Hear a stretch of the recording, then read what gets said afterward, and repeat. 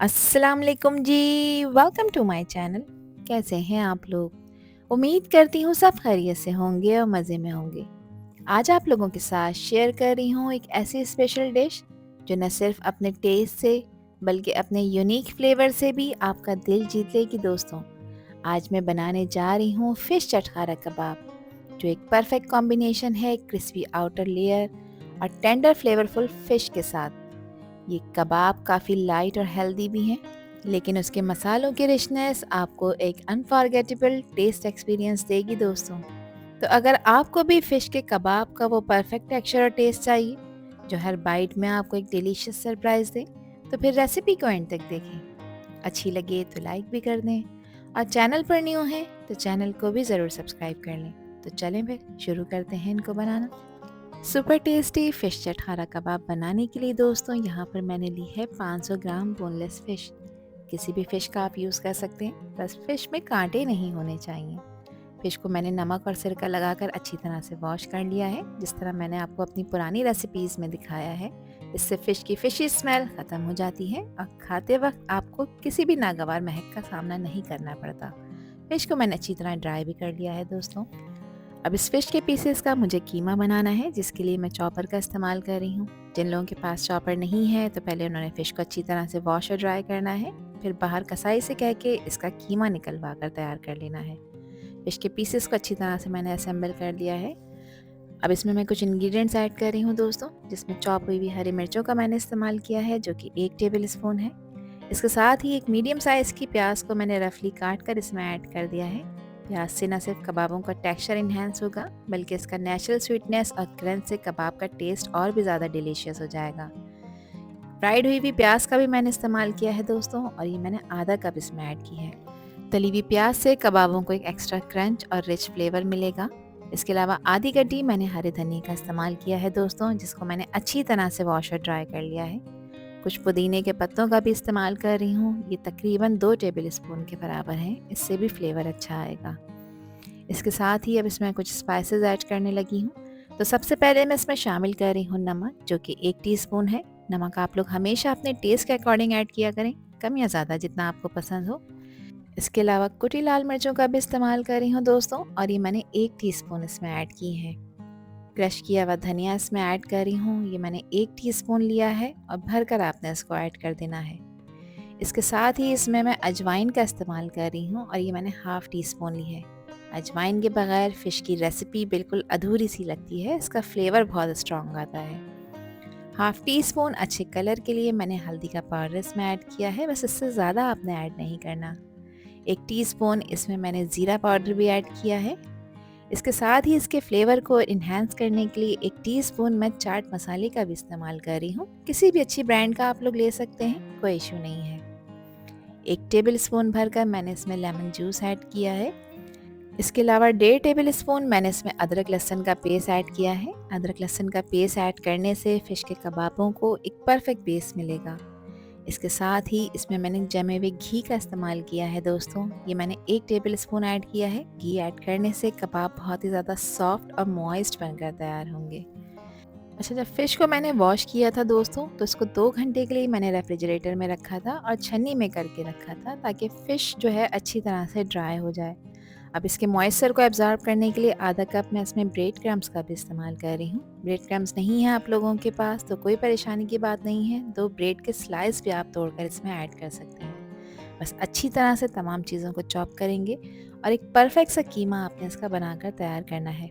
इस कीमे को आपने कितना बारीक रखना है ये मैं आपको चेक करा देती हूँ।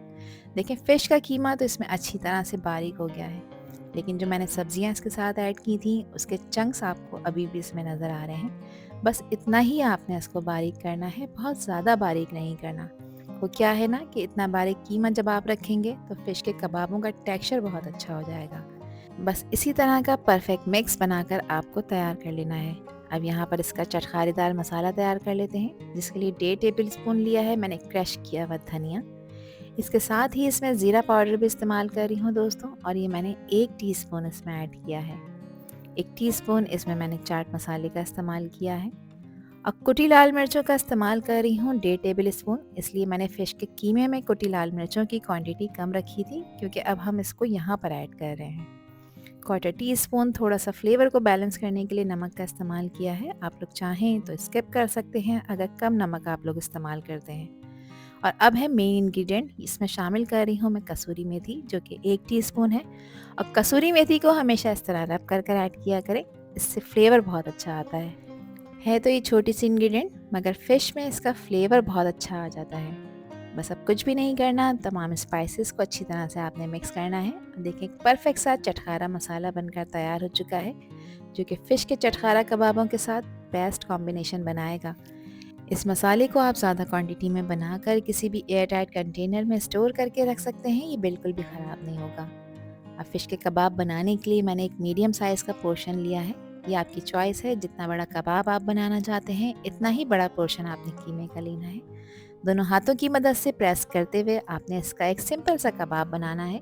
कबाब का शेप आप कोई भी दे सकते हैं दोस्तों, शेप मैटर नहीं करता, मैटर करता है इसका टेस्ट और वो स्पाइसेस जो हमने इसमें ऐड किए हैं।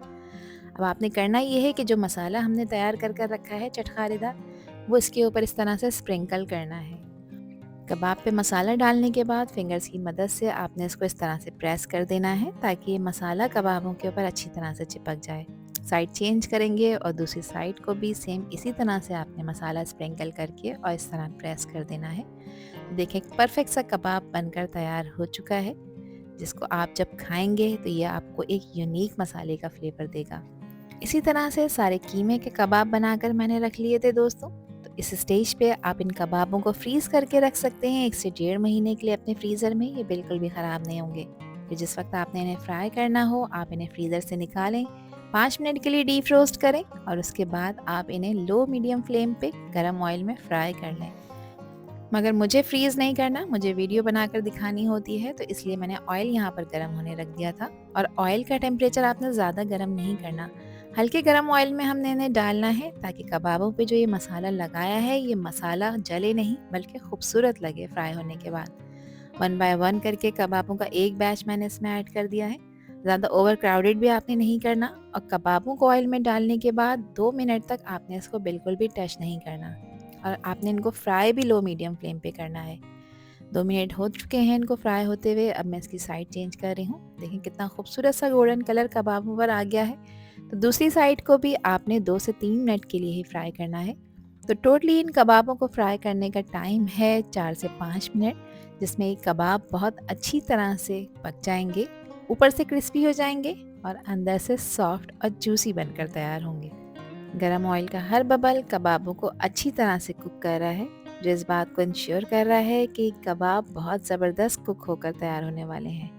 यहाँ कबाब मुकम्मल फ्राई हो चुके हैं। करीब से कैमरे में मैं आपको चेक करा देती हूँ कि देखें कितना खूबसूरत गोल्डन ब्राउन कलर इसके ऊपर आ चुका है।